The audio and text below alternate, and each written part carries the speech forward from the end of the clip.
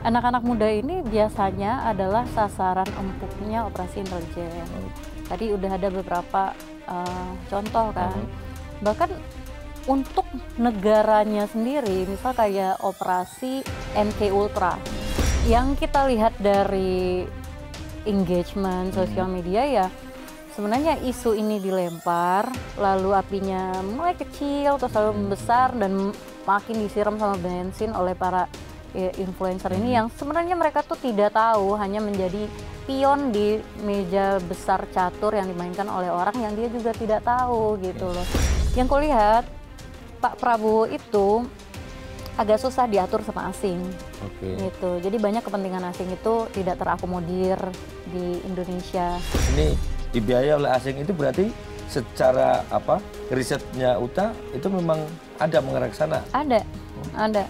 Itu kita temukan siapa aktornya, siapa organisasinya itu kita temukan. Kalau yang di Indonesia siapa aktornya?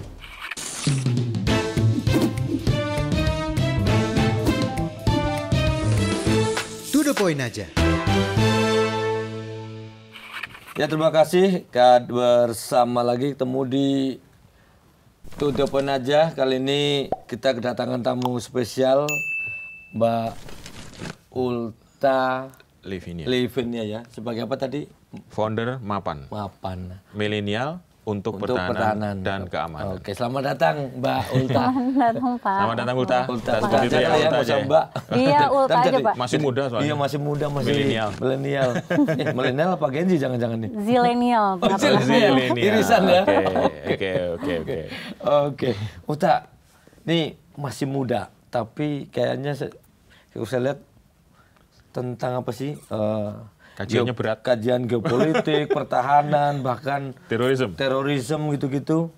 Kok menjadi concern apa sih yang mendorong yang anak muda tapi terjun ke dunia ini? Iya Pak, terima kasih pertanyaannya. Jadi kalau ditanya kenapa gitu ya, kok bahasanya berat-berat gitu. Itu penting tuh. Karena aku ingin memulai sih untuk anak-anak muda ini, kita tuh juga harus ngomongin pertahanan, kita harus ngomongin keamanan, kita harus tahu juga geopolitik itu seperti apa gitu. Lalu awalnya itu studiku kan politik, ilmu politik, dan aku mempelajari tentang terorisme. Nah di penelitianku tentang terorisme itu, aku mulai bosen nih karena kok polanya sama dan capek juga membahas nama-nama, menghafal nama-nama si A, si B, abu ini, abu itu gitu kan. Aku ambil yang lebih besarnya gitu. Ternyata gerakan-gerakan teror di Indonesia pun itu terhubung dengan luar negeri. Jadinya aku pikir, oke lah aku kayaknya studinya S2 di Amerika sama Inggris, ku ambil tentang ini deh. Amerika, Inggris sama Prancis waktu itu. Aku studi tentang keamanan internasional gitu. Nah, di situ aku bisa dapat perspektif yang lebih luas gitu loh, melihat fenomena misal terjadi apa di Indonesia. Oh itu karena ada berhubungan dengan luar negeri gitu. Misalnya kayak ini dulu kita punya Jemaah Islamiyah, ada bombing di Bali, ada bombing di kedutaan, ada bombing di JW Marriott waktu itu. Nah itu kan ada dorongan dari luar. Pertama dana, kedua pelatihan, dan tokoh-tokoh yang itu kan juga dulunya berlatih bersama di Afghanistan gitu. Jadi aku pikir ini tuh nggak bisa terlepas Pak, dan anak muda yang melek tentang ini tuh harus banyak menurutku.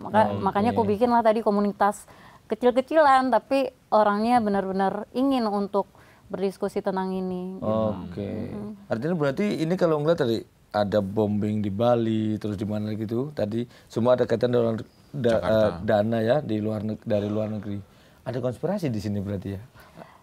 Konspirasi itu kalau dalam pemerintahannya Trump sekarang hanya 30 tahun umurnya. Jadi ketika 30 tahun operasi-operasi CIA itu udah bisa dibuka gitu, walaupun di-redacted ya kayak di ini. Dan kita baru sadar gitu. Makanya butuh anak muda melek banyak tentang ini kan, sehingga mereka melihat ini bukan konspirasi, tapi ini adalah pola yang dijalankan oleh negara-negara lain gitu. Buktinya aja dulu misal agak-agak jauh dikit, tapi ini adalah bukti nyata. Operasi Northwood. Operasi Northwood ini adalah rencana CIA untuk melakukan serangan kepada Amerika sendiri, sehingga nanti dia akan punya semacam justifikasi untuk menyerang Kuba. Juga ada namanya Operasi Zapata. Itu melatih anak-anak mudanya Kuba untuk kembali ke Kuba lalu melakukan kudeta kepada Fidel Castro. Lalu juga ini kan fakta yang harus kita terima juga bahwa pelengseran Soekarno oleh Soeharto itu kan juga di backup oleh CIA karena presiden pertama kita terlalu dekat, condong ke Cina waktu itu. Ini fakta walaupun kita nggak suka tapi harus tahu gitu loh Pak. Anak-anak muda ini biasanya adalah sasaran empuknya operasi intelijen. Tadi udah ada beberapa contoh kan. Bahkan untuk negaranya sendiri, misal kayak operasi MK Ultra. MK Ultra itu mereka mengambil anak-anak muda paling cerdas.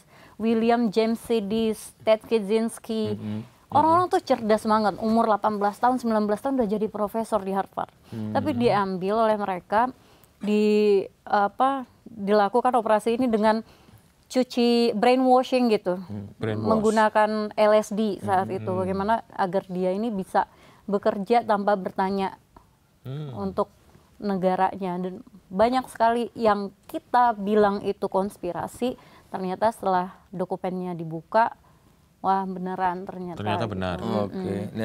Ini menarik nih, tadi ada penggulingan Soekarno oleh waktu itu Pak Harto ya, dan di belakangnya CIA ya itu karena terlalu dekat dengan Cina. Nah ini kemarin nih ramai-ramai kita nih juga dekat acara di Cina nih. Gitu. Ini kira-kira berarti benar dong ya isu-isu ada CIA di belakangnya nih Bang. Utang ngeliatnya gimana? Walaupun pola itu bisa dihubungkan dengan organisasi suatu negara, tapi pola ini juga dilakukan oleh aktor-aktor non-state sebenarnya. Misalkan sekarang ngarahnya ke George Soros, ke USAID gitu. Di Amerika sendiri kan untuk Donald Trump, dia sendiri menghadapi semacam makar juga gitu. Makar, demo, dibentuk, terus penembakan segala macam kan juga mengalami itu gitu. Apakah CIA di baliknya? Nah, ada sekarang mereka itu mengungkap bahwa banyaknya deep state.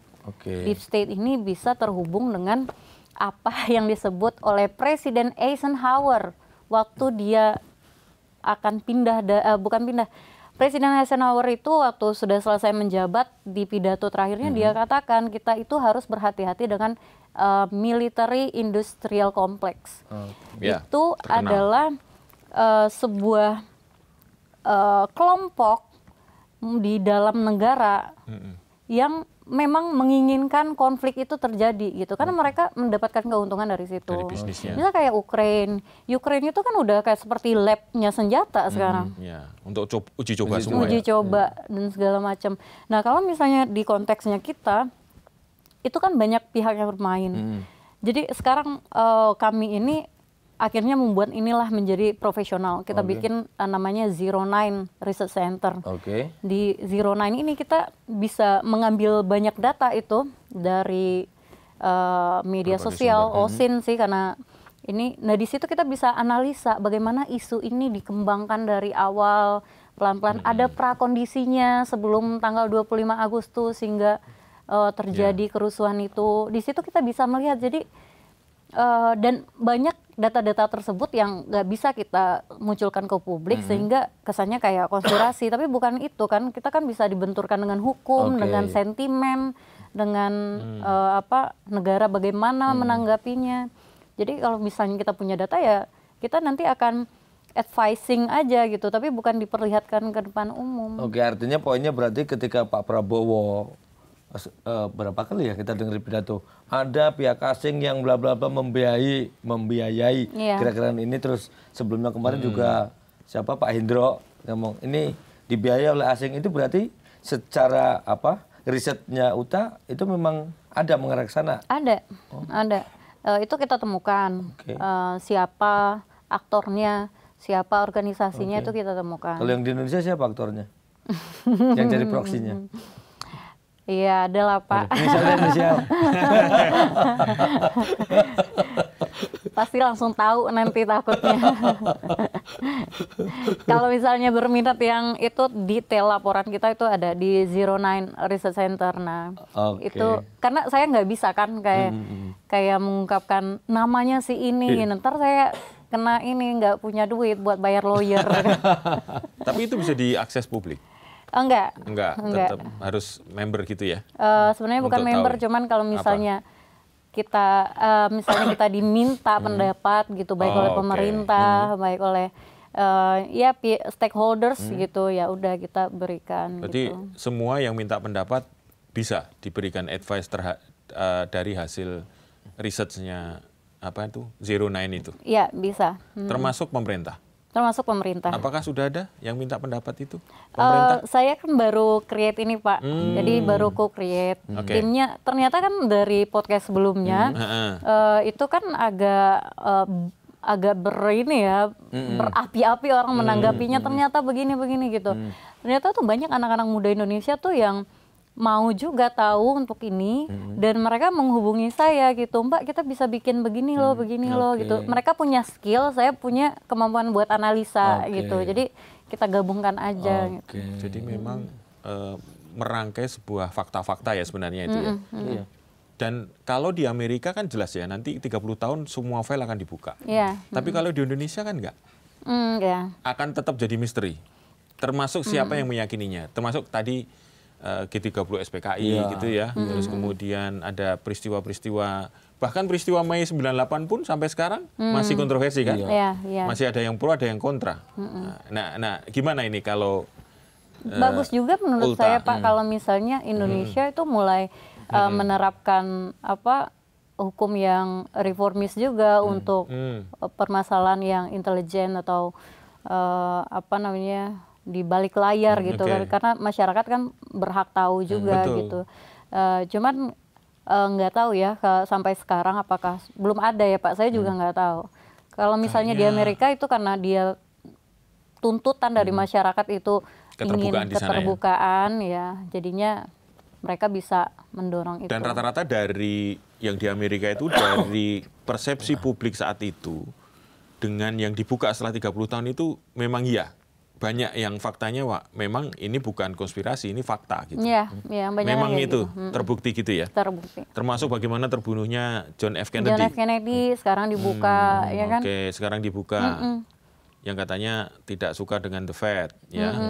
Berarti ini atau ada ke mafia terlibat gitu, ada hubungannya dengan Kuba. Gitu. Ada hubungan dengan, iya betul.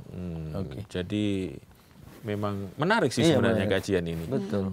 Dan anak-anak muda kita ini kan keponya tinggi ya, pengen tahunya tinggi. Cuman kan kita itu khawatirnya nanti dapat sumber yang tidak jelas, ya kan. Satu, yang kedua, yang namanya informasi sekarang ini kan luar biasa. Ada informasi yang sifatnya jebakan. Ya benar. Ada namanya kalau kita teori bendera palsu ya. Nah itu kan justru nanti kita itu nembaknya ke sono tuh, padahal itu bendera palsu. Orang lagi berjalan ke kanan, tapi bendera taruh di kiri.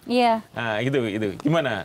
Itu sih sebenarnya yang sangat kutakutkan juga. Jadi akhirnya aku kan mau ngobrol dengan Bang Akbar, Mas Dese gitu ya. Karena aku takut begini loh. Anak-anak muda itu yang punya ribuan pengikut dan bisa influencer lah ya sekarang ya, kerennya influencer itu ya. Mereka nih tahu nggak sih revolusi itu artinya apa? Gitu. Mereka tahu nggak revolusi itu artinya apa? Ini sedikit sejarah ya. Kata terorisme itu berasal dari kata terror. Terror itu di dalam bahasa Prancis itu artinya the great fear, ketakutan yang sangat menyeramkan gitu kan. Itu terjadi dan itu dilakukan ketika revolusi Prancis. Karena setelah revolusi Prancis itu yang taking power itu kan Jacobin Party. Jacobin Party ini pimpinannya namanya Robespierre. Robespierre ini adalah teroris yang sangat produktif. Tapi mungkin sekarang udah dikalahin sama Netanyahu ya. Tapi kalau dia benar-benar memenggal semua oposisi. Semua oposisi, semua yang berbeda pendapat itu dipenggal oleh Robespierre itu dengan giletin itu. Yang dibuat oleh Dr. Giletin namanya. Nah, dan kesamaannya adalah influencernya zaman itu juga ada. Oh, oke. Udah ada zaman itu berarti ya? Namanya Jean Marais. Mungkin agak salah sebut ya, tapi itu bisa dicek kok semua yang aku sampaikan. Itu influencernya juga ada. Melalui tulisan, membakar api, gini gitu. Selebaran gitu ya? 40.000 nyawa hilang. Gara-gara revolusi, naiklah orang radikal, dan kemudian setelah Robespierre ini menjadi korban terakhir giletin, siapa yang taking the government? Napoleon kan? Napoleon, betul. Jadi mereka tuh ngerti nggak sih revolusi itu apa gitu? Jangan asal kayak bawa bendera, terus di negara lain lagi, malu-maluin banget kan? Revolt gitu. Dia ngerti nggak sih gitu? Dan menurut saya ya, 10 korban itu yang sekarang baru teridentifikasi 10 korban. Itu darah mereka tuh ada juga di tangan para influencers ini. Sama seperti Jean Marais yang waktu di revolusi Prancis.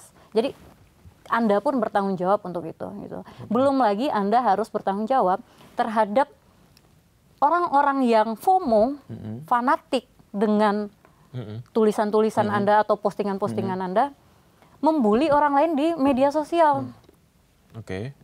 Jadi itu akan berpengaruh ke kesehatan mental mereka juga. Itu menyerukan segala hal yang berubah memprovokasi. Jadi aku tuh tolonglah kalau misalnya kayak gitu kan, kita pikirkan dulu akibatnya apa, seperti apa.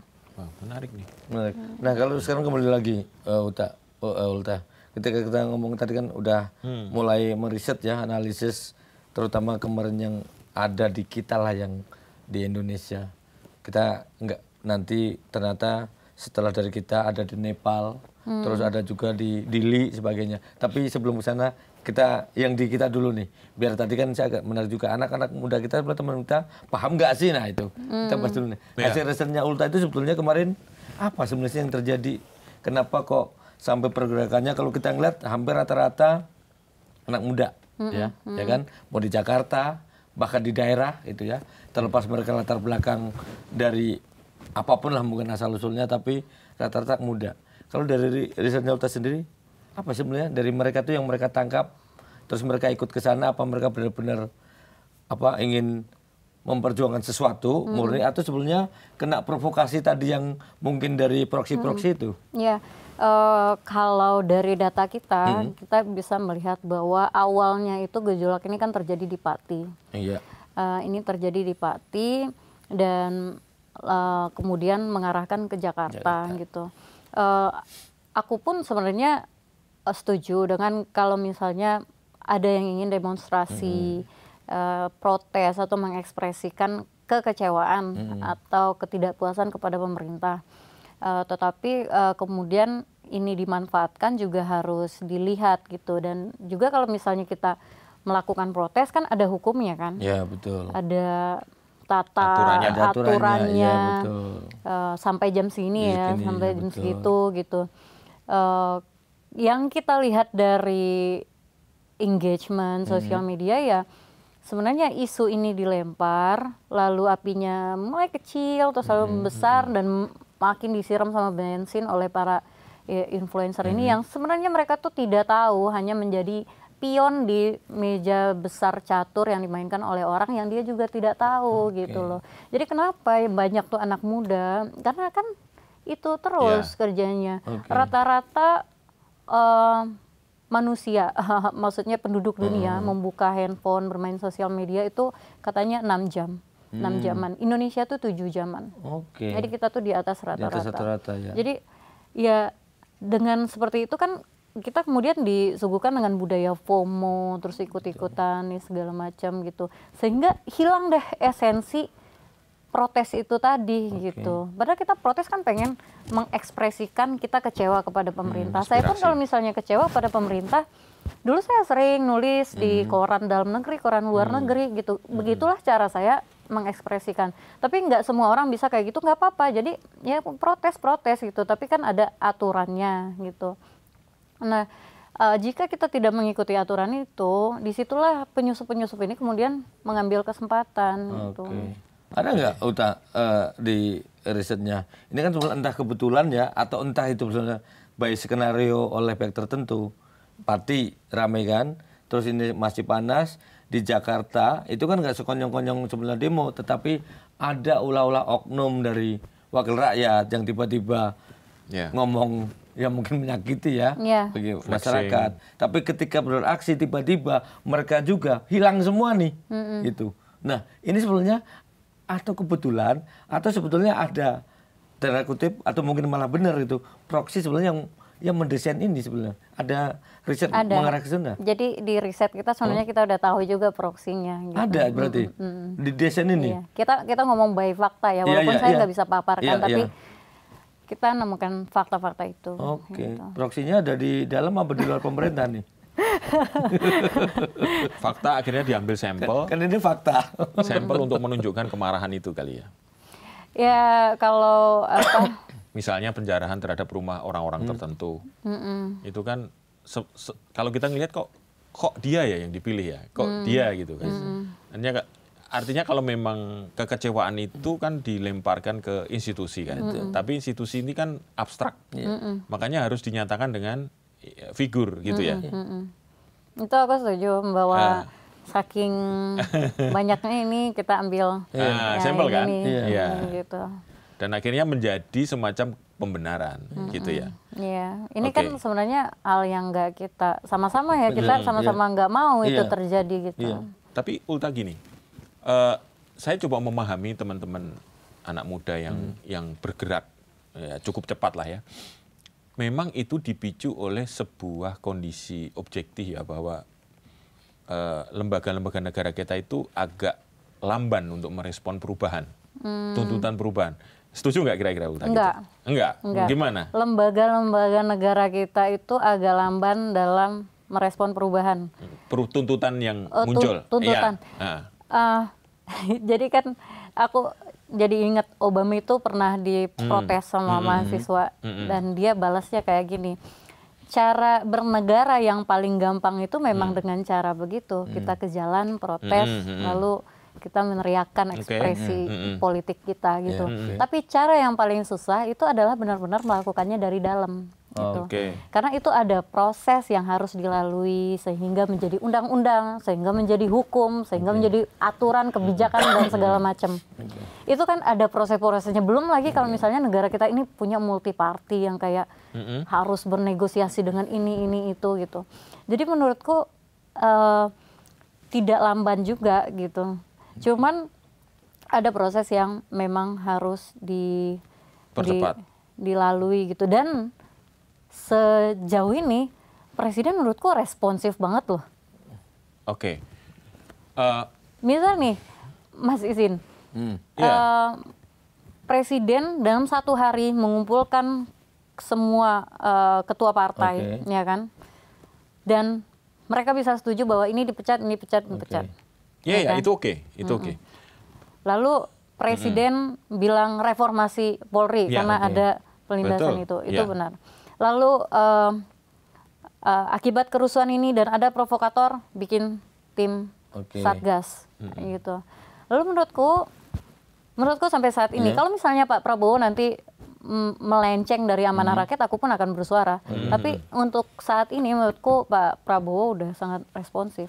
Nah, mungkin sebelum itu kejadian ya, Ulta. Kalau yang Ulta sampaikan itu saya setuju.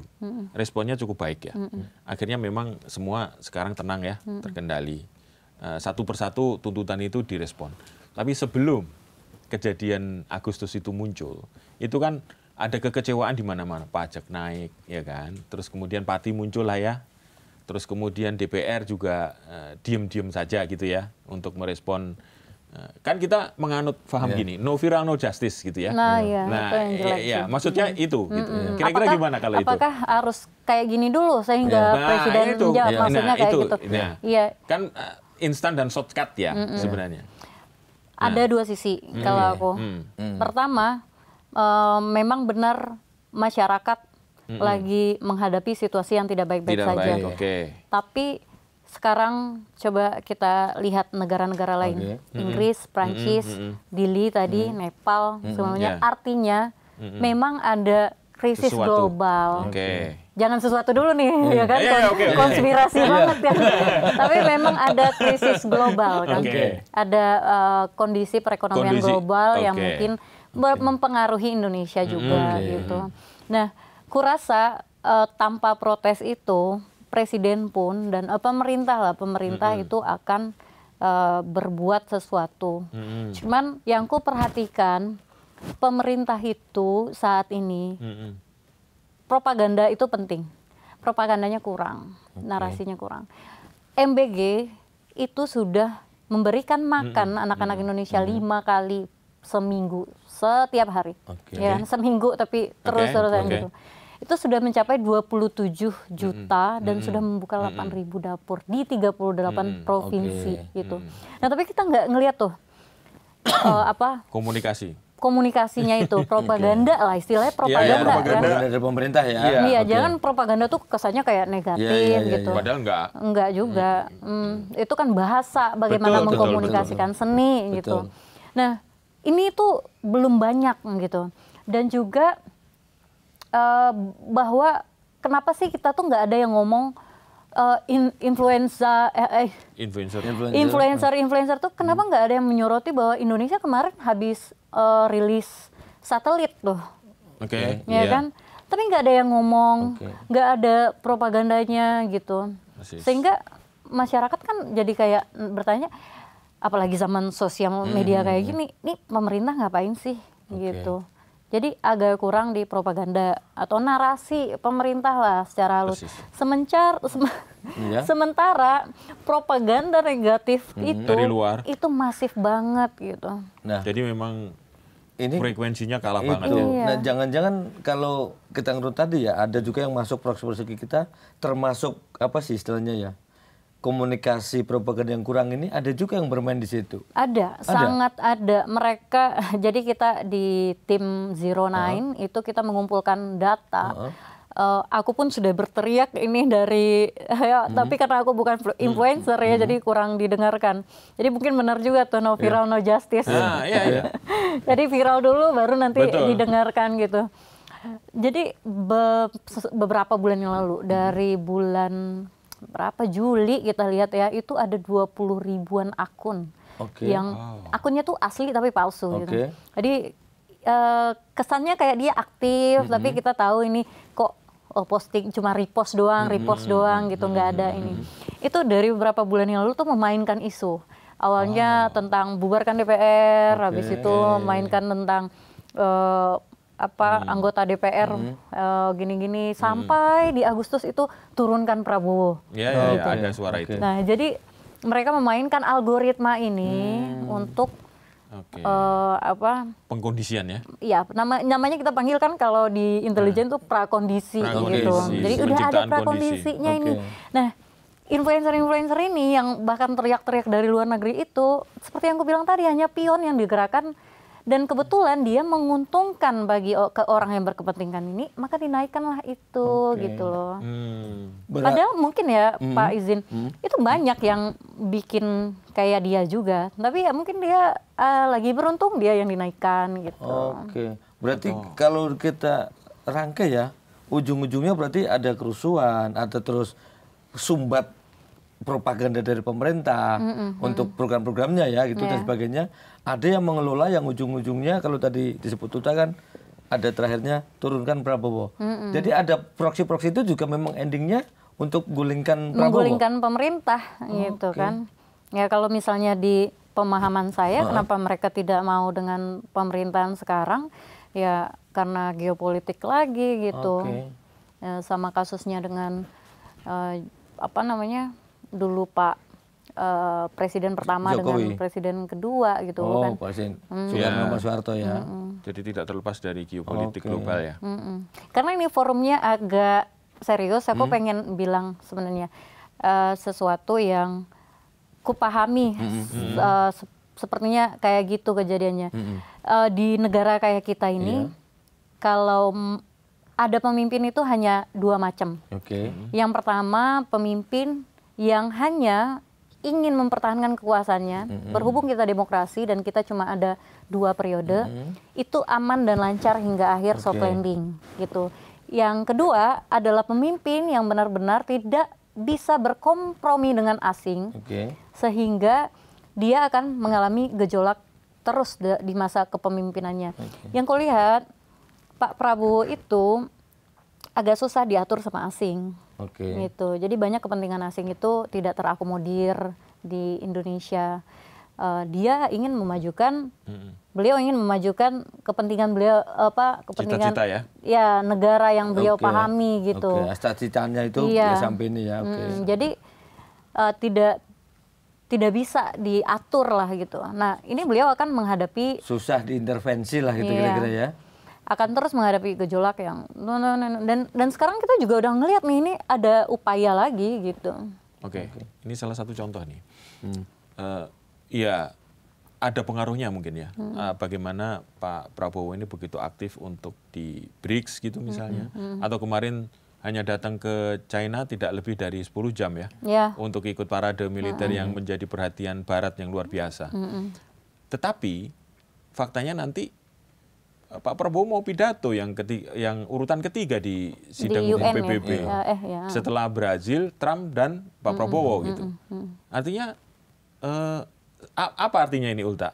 Artinya kalau aku ngelihat kan masih bisa bermain di antara mendayung di antara dua pulau. Dua pulau. Jadi ya memang unik ya Indonesia ya. Yang pemimpinnya memang harus paham betul tentang bagaimana cara bermain, bagaimana cara berhenti. Nah kalau secara geopolitik sebetulnya, biar anak muda nih, Gen Z terutama yang kalau ada, ini mungkin boleh dikoreksi, kita bukan bermaksud justifikasi ke adjustment ke Gen Z ya, katanya Gen Z itu lebih seneng dengan melihat langsung video-video daripada membaca gitu, ya kan gitu. Saya dengar aja, takut diprotes sama mereka kan gitu, dari protes lagi gitu. Nah mau kita ketemu nanti tulisannya di komen. Nah itu kan nongol ke video kan, nanti rekaman dia video. Apa sih sebetulnya Ulta kalau dari riset-riset yang Ulta hasilkan, kenapa sih Indonesia begitu seksi sepertinya untuk diutak-utak sama apa istilahnya? Asing. Sama asing diutak-utak apa apalah bahasanya. Apa sih sebenarnya? Ini kan ilmu hubungan internasional itu Pak, politik internasional itu yang mengatakan bahwa yang ku pahami mazhabnya itu ada banyak, tapi yang ku pahami itu adalah mazhab realisme. Bapak kan Pak lebih paham. Margento. Ya realisme. Nah mazhab realisme yang ku pahami itu dari John Mace Hammer. Nah bahwa di dunia ini itu tidak ada yang bisa menjamin dan tidak ada penjamin bahwa satu negara akan bisa di rantai paling tinggi kekuasaan sebagai hegemon gitu. Itu tidak ada aturannya di dunia ini. Makanya dia sebut itu dunia yang anarki. Politik internasional itu anarki. Bukan anarkis ya, tapi lawan dari hierarki. Nah, kalau hierarki itu kan ada strukturnya, ada aturannya, ada apa. Kalau ini anarki. Jadi setiap negara itu untuk melakukan defend negaranya, untuk mengamankan negaranya, ya dia akan terus berusaha untuk menjadi yang terkuat gitu. Permasalahannya dunia yang unipolar. Unipolar itu artinya satu negara menguasai seluruhnya, menjadi polisi dunia lah gitu. Itu sudah berakhir semenjak Cina naik. Dulu sempat kita bipolar. Bipolar itu dua negara ya, USSR sama Amerika. Nah, USSR ini runtuh di Desember 1991 dengan banyaknya pecahan negara-negara waktu itu. Kemudian Amerika mengisi sebagai negara satu-satunya yang terkuat dan di situ kita masih aman gitu. Nah sekarang posisi politik internasional tuh bergeser ke multipolar. Ada yang paling terkuat sekarang ya Cina. Secara ekonomi. Lalu Amerika, kemudian Rusia. Yang paling lemah di antara terkuat gitu loh. Tapi harus ingat juga kalau misalnya Rusia ini punya relative power. Relative power ini adalah cadangan nuklirnya yang paling banyak, ada sekitar 6 ribuan. Kalau Amerika masih 5 ribuan gitu. Nah, ketika dunia ini multipolar, negara-negara adidaya ini tuh kan akan terus berantem lah istilahnya. Walaupun nggak kelihatan dia pukul-pukulan, maksudnya bukan itu, tapi berantem untuk memperebutkan pengaruh influence gitu. Nah, di zamannya Pak Jokowi itu menahan diri untuk menyatakan bergabung dengan BRICS. Walaupun niatnya sudah disampaikan, tapi BRICS meminta ada surat resmi pernyataan niat itu. Nah, itu ditahan sampai akhirnya Pak Prabowo yang merealisasikan. Di situ kan sudah menjadi sinyal, apalagi Pak Prabowo datang ke Rusia dan lebih memilih datang ke Rusia dibandingkan G7 waktu itu kan sudah menjadi sinyal juga. Dan utusan khususnya Rusia juga sudah bernegosiasi dengan Menhan kita tentang bagaimana membuka kerjasama yang lebih produktif antara militer kita dengan militer mereka gitu. Kenapa menjadi seksi Indonesia? Amerika, Australia, dan Britain, Inggris, itu mereka punya aliansi namanya AUKUS. AUKUS ini menyepakati investasi submarine bertenaga nuklir, kapal selam bertenaga nuklir di Australia. Kalau pecah perang di Laut Cina Selatan, Indonesia itu akan menjadi jalur di mana senjata-senjata alutsista submarine atau pesawat-pesawat itu akan lewat. Gitu. Belum lagi kalau misalnya Indonesia dan Rusia benar-benar bersepakat untuk membuka lapangan landasan udara tempur ya di Biak sana. Di Papua. Sedangkan Biak itu sangat dekat dengan ya Guam. Ya di mana bukan troops Amerika ya. Semacam stationnya Amerika ada di situ dan juga dekat dengan Australia. Nah, itu kan Indonesia ini menjadi seksi. Nah, itu saya ngelihatnya kayak gitu secara geopolitik.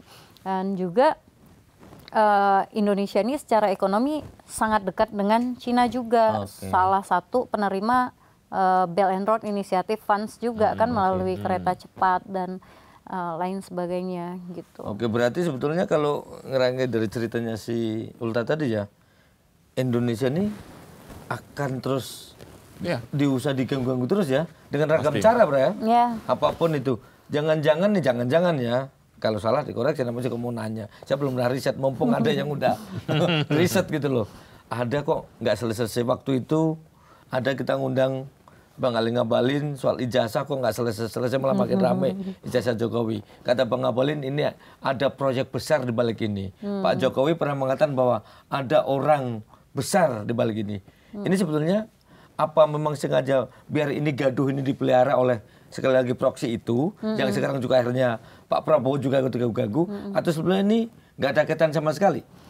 Kalau kaitan aku lebih melihatnya kalau dari narasinya Abang tadi upaya untuk mengalihkan isu tuh mungkin ada gitu. Tapi kalau misalnya ada orang besar ini siapa, aku nggak ngerti itu siapa. Ya. Tapi kalau kegaduhannya itu yang dipelihara, itu dipelihara sangat mungkin. Gitu. Tapi sebenarnya nggak ada kaitannya. Jadi mumpung rame, tumpangin aja sekalian gitu. Iya. Tapi menarik juga yang soal narasi. Tadi kan narasi versi pemerintah ya, yang disebut propaganda tadi kan ternyata kalah sama narasi bikinan tadi proksi-proksi. Akun ini kan saya jadi ingat gini, Ulta. Mungkin dirimu juga mengkaji ilmu politik ya. Kita itu dinilai dari beberapa ahli yang saya temui dan beberapa literatur. Kita itu terlalu inward looking. Jadi kita itu sibuk berantem di dalam negeri sendiri. Sampai kita itu lupa. Kita itu hidup di tempat yang sangat besar, di posisi yang sangat strategis dan musuhnya banyak. Makanya kapan kita harus outward looking nih? Sekali-sekali lah kita ganggu negara lain lah gitulah. Ya dalam konteks ini ya. Jangan sampai kita terus yang jadi objek gitu. Iya. Kalau ganggu negara lain kayaknya enggak sih. Enggak, tidak disarankan karena kalau di dalam offensive realism itu untuk mengganggu negara lain itu sebenarnya dibenarkan dalam teori itu karena dengan itu kita menjadi aman katanya ya. Tapi kata kan teori kita itu. Tapi kita tidak punya kemampuan untuk itu juga. Iya. Satu tidak punya kemampuan, yang kedua kita terikat dengan tujuan negara ya. Iya. Untuk menentang penjajahan di atas bumi aja. Benar. Ya itu aja kan. Jadi yang bisa kita lakukan, apalagi presidennya Pak Prabowo sekarang yang paham sekali lah tentang geopolitik ini gitu. Cuman itu juga harus diimbangi dengan anak-anak muda nih yang melek juga gitu. Kalau enggak ya dia bakal inward looking terus gitu. Itu makanya kita itu terlalu sibuk ngomongin kesalahan. Iya pasti kesalahan di dalam itu pasti ada. Tapi begitu sibuk terus disibukkan tanpa sadar. Kita itu udah termakan isu dari luar tadi yang bendera palsu gitu. Ya kita ini lagi Pak Izin harus mencerdaskan lagi, mengedukasi, naik level lah kita gitu. Setuju aku. Gimana caranya usulannya Ulta? Ini menurut Ulta gimana nih? Biar gini, saya juga khawatir ya. Anak-anak sekarang itu, waduh nanti kita diprotes ya. Anak-anak sekarang itu memang sangat well informed ya, cepat banget nangkap sesuatu, tapi waktunya untuk menganalisisnya itu yang nggak ada. Gitu. Jadi mana FOMO yang, gitu. FOMO ya, mana yang voice, mana yang noise kan. Gitu. Yang kemakan campur-campur. Nah itu dia. Iya. Kadang-kadang malah noise-nya yang lebih banyak dimakan. Iya. Dan itu yang dimanfaatkan orang lain. Proksi-proksi yang sudah menunggu waktu. Itu yang dimanfaatkan. Ini Indonesia ini gampang nih. Bahkan saya itu penasaran. Ada nggak ya riset yang mengatakan bangsa mana yang paling mudah diadu domba? Dari level misalnya 1 sampai 10 itu Indonesia masuk ke peringkat berapa ya? Ada ratingnya nggak gitu ya? Kayak belum ada ya Uta? Belum deh kayaknya. Cuman aku pun sempat berpikir waktu itu kayak mungkin aja ya negara lain itu mengadu domba kita sehingga mereka nggak repot-repot buang rudal ke sini kan. Rudal kan mahal Pak. Gitu. Kalau adu domba kan tinggal ya medsos aja dimainkan gitu. Karena dari dulu sejak dijajah kan kita selalu politik divide et impera. Sampai sekarang masih dipakai. Cuman caranya aja beda-beda, ya kan. Sekarang kan pakai algoritma ya kan. 20 akun cukup untuk mengguncang orang semua jadi salah paham gitu. Iya, benar.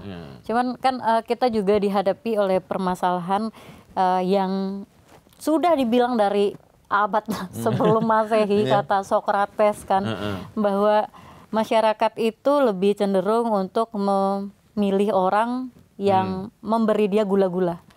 Jadi istilahnya dia kan demagog. Gitu. Demagog, Makanya ketika ini mungkin tidak enak atau Gen Z dan orang-orang seumuran saya tidak suka mendengarnya, tapi ketika anggota DPR, saya sebenarnya kesal juga ya, disclaimer dulu sama anggota-anggota DPR kayak Syahroni dan lain-lain itu saya kesal juga. Cuman DPR itu kan kita yang milih, ya kan.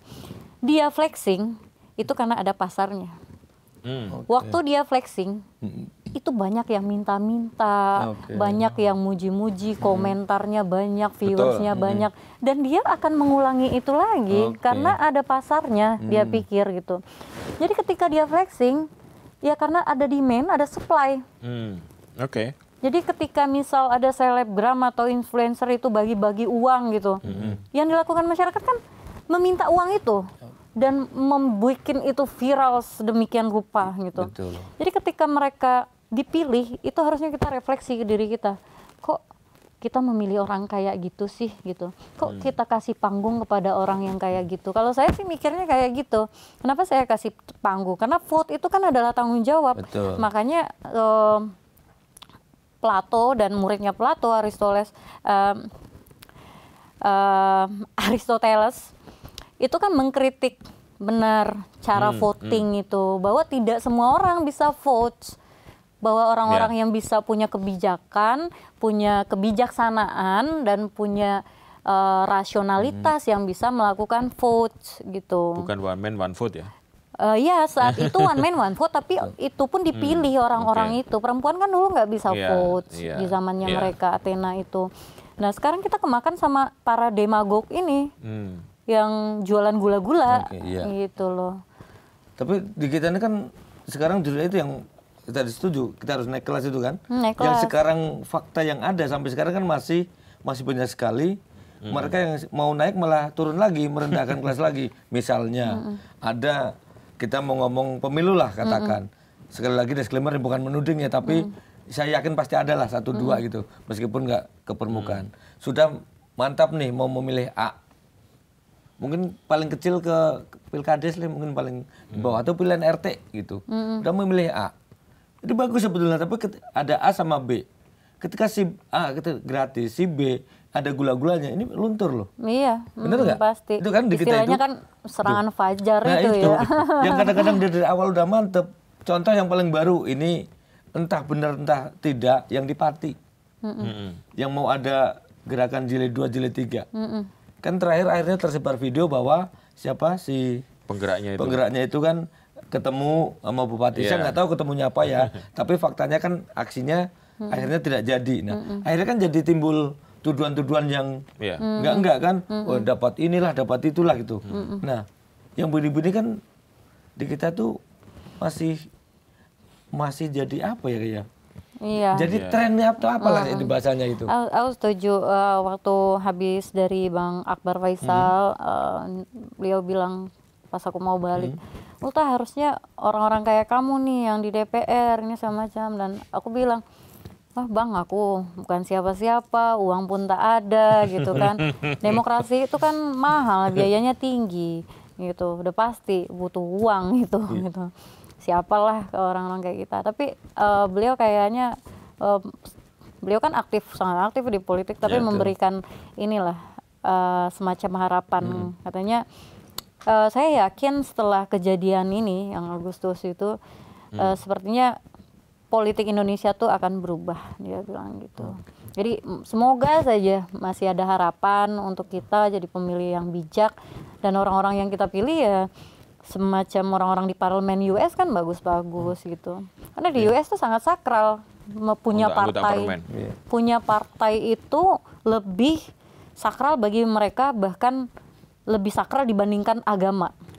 Kalau misalnya dia Protestan, Katolik itu masih bisa bersahabat, tapi kalau antara Demokrat sama Republik ini dan dalam keluarganya ada dalam satu keluarga Republik ada 2 Republik dan Demokrat. Iya itu kan, wah itu sudah nggak ketemu ya. Itu mungkin kalau fase di kita waktu itu ketika Cepong Kampret itu kali ya. Kan waktu itu kan banyak pada itu kan, meskipun sekarang udah nggak ada. Jangan-jangan itu algoritma juga tuh. Nah itu dia. Nah tapi balik lagi deh soal ke ininya. Tadi ada kan sempat si Ulta dapat analisisnya adalah ternyata betul itu ada yang mengelola, ada proksi yang mengelola ketika bukan kebetulan ternyata ada rame-rame di Pati, terus di Jakarta ada oknum anggota dewan yang ngomong aneh-aneh, masyarakat marah sebagainya. Itu ternyata ini bukan hanya kebetulan kan. Tadi analisis si Ulta. Pertanyaan aku adalah kira-kira sekarang udah adem nih, terus udah ada 17+8 tuntutan itu kan sebagian juga mulai diakomodir kan itu sama presiden. Mereka sampai sekarang yang para proksi-proksi ini masih terus bergerak di bawah tanah atau gimana? Kalau pionnya itu kan akan selalu available. Pion itu kan tinggal menunggu trigger aja, perintah gitu dari proxy yang Bapak sebutkan tadi. Proxy ini yang ku baca masih akan terus mencoba. Yang penting itu ada trigger aja. Trigger, dia baca, dia kasih perintah. Perintah ini bisa langsung dan tidak langsung loh. Kita tidak menyadarinya aja gitu. Nah, itu pun akan terjadi lagi. Yang ku yakini ini sisa berapa? Bentar lagi setahun pemerintah Pak Prabowo, tapi 4 tahun ke depan nih pasti masa-masa yang bukan pemerintahan yang kayak walking in the park lah, kayak gampang menjalaninya gitu. Yang perlu sekali itu adalah intelijen ini gunanya untuk kontra kan, untuk cegah dini. Itu harus kuat dan sangat penting itu tahu geopolitik gitu.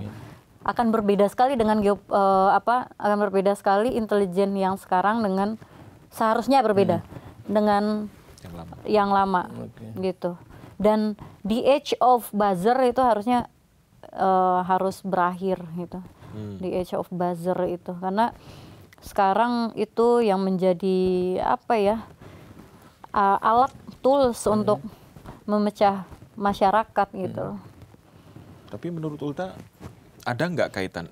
Kalau ada nggak kaitan ya kita buktikan ya. Tapi pola-pola seperti yang dilakukan di Nepal, di sini mungkin ya, terus kemudian di Filipina, di Dili, itu mirip kan? Menggunakan media sosial ya untuk menggerakkan, membakar emosi dan akhirnya diwujudkan dengan tindakan nyata yang destruktif lah ya. Itu kan tujuannya untuk menguasai entah ekonomi, entah apa ya, minimal menimbulkan instabilitas di negara itu. Berarti kan ada yang menggerakkan dong. Ada. Secara global ada ya. Aktornya ada ya. Ada. Baik itu non state atau state aktor. Yes. Kita di Zero Nine itu sudah tahu. Sudah tahu. Oke. Kalau misalnya ini kan sering disebut-sebut ada namanya elit global. Gimana? Ada nggak mereka eksis? Ada sekali. Bahkan di Amerika mereka juga masih sangat eksis. Karena itu tadi military industrial complex yang disebut oleh Eisenhower itu masih sangat kuat. Sekarang kan ini sih bisa disebut sih, misal kayak Larry Fink-nya BlackRock gitu kan, menguasai di mana-mana proyeknya ada, ya kan. Juga kalau bergeraknya secara humanitarian ada OSF-nya George Soros. Bergeraknya secara humanitarian di Amerika sendiri ini kan udah problematik sebenarnya, makanya Trump setuju dengan adanya Department of Government Efficiency itu, DOGE yang dipimpin oleh Elon Musk itu, menyelamatkan ratusan triliun dari USAID. Yang USAID itu selama 25 atau 15 tahun terakhir, tolong dicek, pokoknya selama kurun waktu itu memberikan dana kepada OSF itu sebesar 4,5 triliun rupiah. Dalam USD itu 250 million USD gitu. Dan ini kemana-mananya itu ya. Jadi memang ada menggerakkan, sudah memetakan di seluruh benua ini, sudah ada proksinya masing-masing ya. Oh sudah. Kamu gerakan ini, Indonesia kasih dong isu tentang ijazah gitu misalnya. Pati gerakan dong isu tentang ini. Malaysia kemarin sempat juga kan, isu tentang tarif Trump kan, akhirnya Anwar Ibrahim juga agak tergoyah juga. Malaysia juga akan digoyang juga akan nanti digoyang itu. juga terus pasti, ya. Pasti. Venezuela.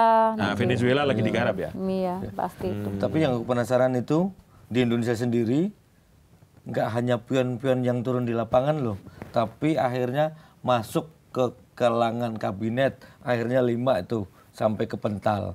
Terus di DPR juga ramai. Ini sebenarnya mereka itu benar-benar memang jadi korban atau sebenarnya sudah berhasil masuk ke sana nih cahaya dari proksinya. Elit global. Aku nggak berani, itu kan Pak Presiden yang tahu pertimbangan kenapa. Ya tapi paling tidak dari analisisnya gimana tuh Ulta? Aku nggak berani. Nggak berani. Tapi pasti. Ya, karena aku berani kalau aku membaca sesuatu, membaca riset atau membaca data itu aku berani.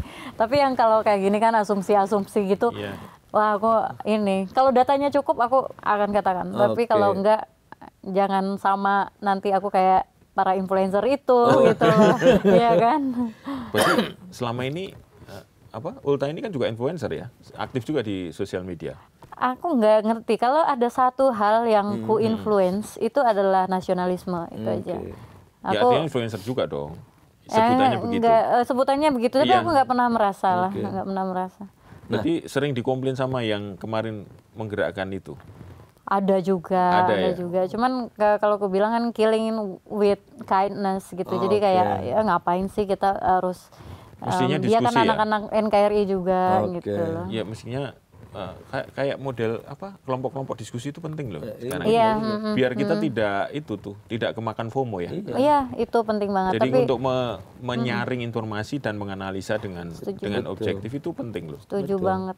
Termasuk diskusi ini. Kalau tadi 5 anggota kabinet kepental nggak mau analisis. Pertanyaan aku adalah kok sampai ini dari macam-macam ini, kok ujung-ujungnya ada juga reformasi kepolisian itu kira-kira juga dalam rangkaian ini apa kebetulan memang tuntutan dari ini?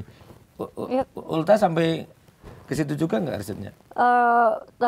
Aku nggak ada riset khusus untuk kepolisian, tapi menurutku reformasi itu boleh dilakukan terhadap institusi apapun gitu. TNI kita reformasi ya. Kalau polisi ada kebutuhan untuk reformasi ya nggak apa-apa kan, kenapa tidak gitu. Jika itu bisa menjadi yang lebih terbaik gitu, bisa memperbaiki suasana gitu, situasi, dan nanti Polri bisa bagaimana menghadapinya. Dan dulu di 10 tahun yang lalu kan nggak ada yang berani kan menyuarakan itu. Sekarang Pak Prabowo menurutku sangat tegas dan responsif itu. Polri direformasi. Berarti datanya udah tersaji dengan lengkap ya mungkin Pak Presidennya. Pasti untuk mengatakan sesuatu kan pasti dipikirin dulu. Pasti. Oke. Sebelum terakhir pengen tanya, penasaran, mumpung ada ini siapa tuh masuk riset. Mudah-mudahan dijawab kuliah ini. Ya. Ada nggak analisisnya kemarin sempat rame? Kita ngomong siapa Ferry itu udah selesai lah, dia sama polisi udah sama TNI udah berdamai.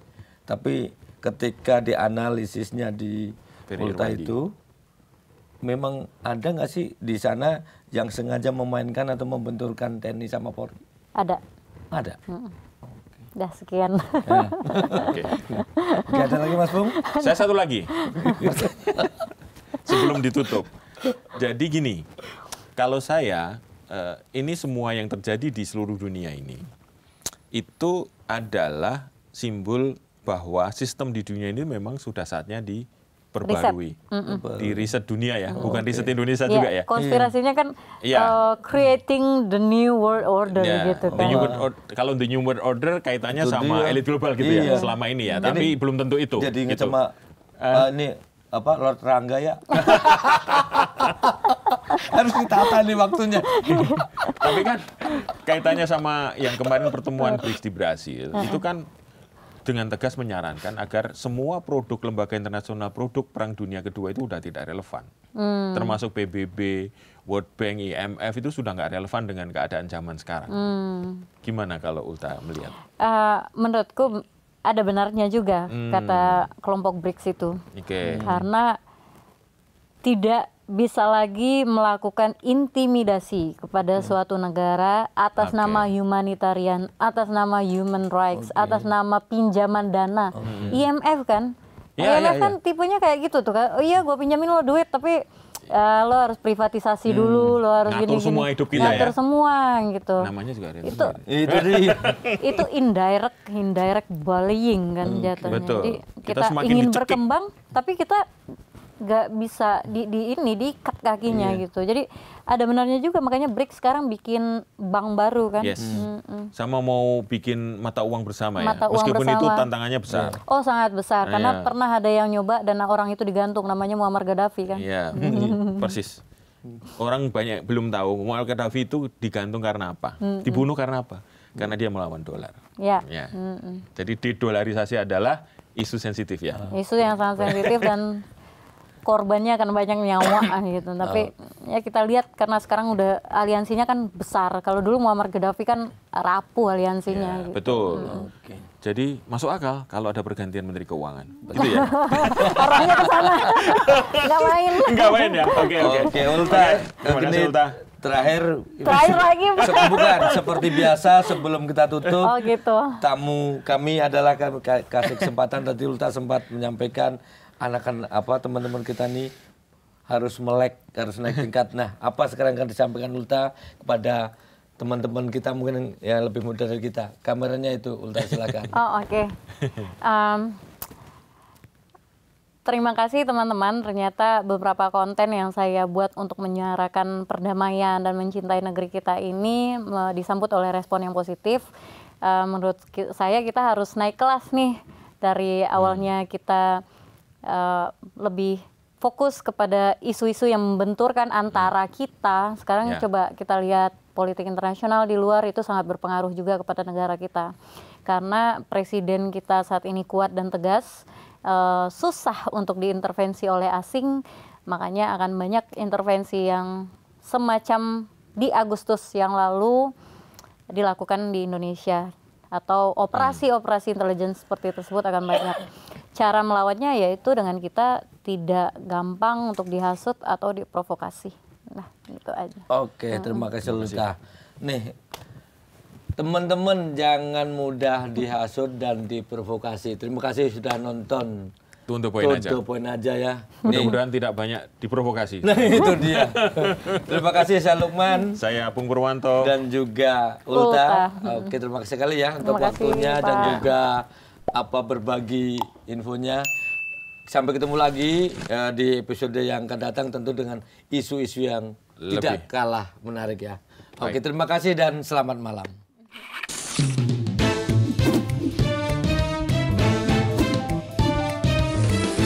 To the point aja.